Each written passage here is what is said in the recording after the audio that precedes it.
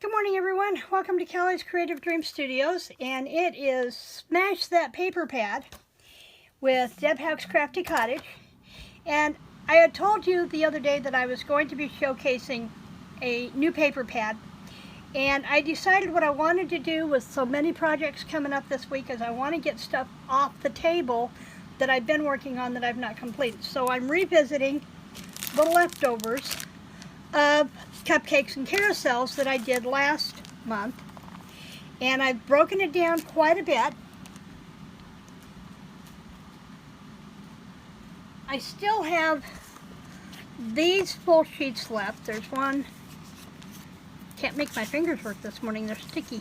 3, 4, there's still 5 full sheets to work with, and I have a plan. That's the ones that I want to come back and use this die from Sizzix with. Lori Whitlock's pattern. And I also remember I have a bunch of Lori Whitlock paper that I may come back and play with that as well. So aside from those 5 full sheets, this is what I have left of scraps big enough to work with. And then, let's see, what did I do with them? Here they are. Trying to get a hold of things this morning has been a challenge. I have these little bitty pieces, and as I continue to work with these and break these down, this pile is going to grow. And in a minute, I'm going to show you what I'm going to do with these. But first, let's talk about the cards. I went with this sketch from Split Coast 285. And this band here is 3 inches. The center band, number 2, is 3 inches. What I did on some of them, based on the scraps that I have, I narrowed it to 2 and 2.5 inches. So I'm going to leave the sketch lay here, and these are the cards that I come up with. Now some of them, this is what we, let's see, let me backtrack here. It's going to be one of those days. There.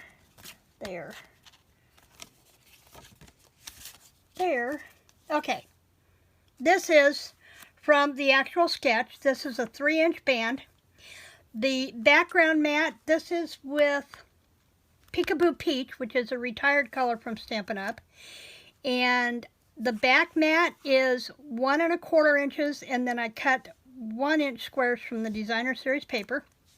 Hello is stamped from Best Year, and then I've just raised the sentiment up on dimensionals and edged the sentiment with ink. And I didn't have Peekaboo Peach, but Grapefruit Grove was a good blend for the Peekaboo Peach on that one. So I used that one. Then I did this one in Bermuda Bay. And there was 2 of those. Then I did one in Daffodil Delight.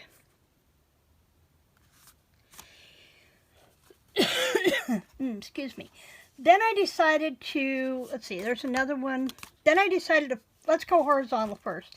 I stuck with horizontal, but I run them this way across the bottom instead of this way. So I had a little bit more room to space them.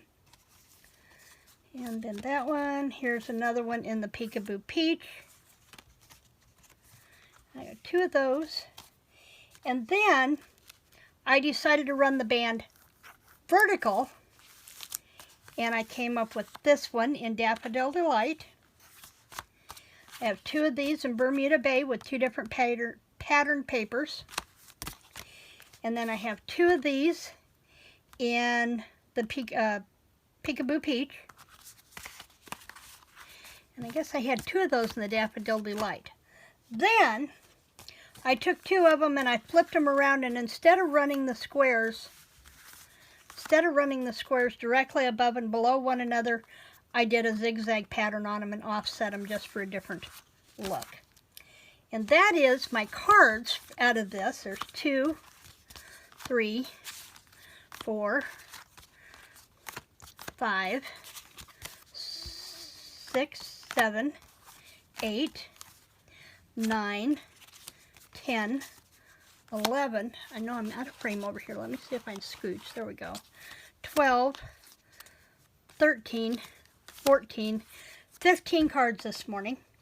Now I'm going to show you real quick what I'm going to do with the scraps. As many of you know, I'm also a junk journaler, but what I'm going to show you can also be used for card backgrounds as well. And that is to take a magazine. In this case, I'm going to use an old Stampin' Up! Catalog. And I'm going to look for a page that I'm not going to cut anything out of. And what I'm going to do is just glue stuff down and make a mat board out of this. Now I'll probably go back actually when I do these and use a glue stick, but I don't have a glue stick handy this morning. And just glue your pattern papers to a magazine page until you've completely covered the page. And then you can cut it apart into some really pretty card backgrounds. Just fill in your spaces. Let's do this one. Let's go this way. I like the raise though. Yeah. And I realize I'm out of frame down here where I'm putting the glue on, but I'm trying here.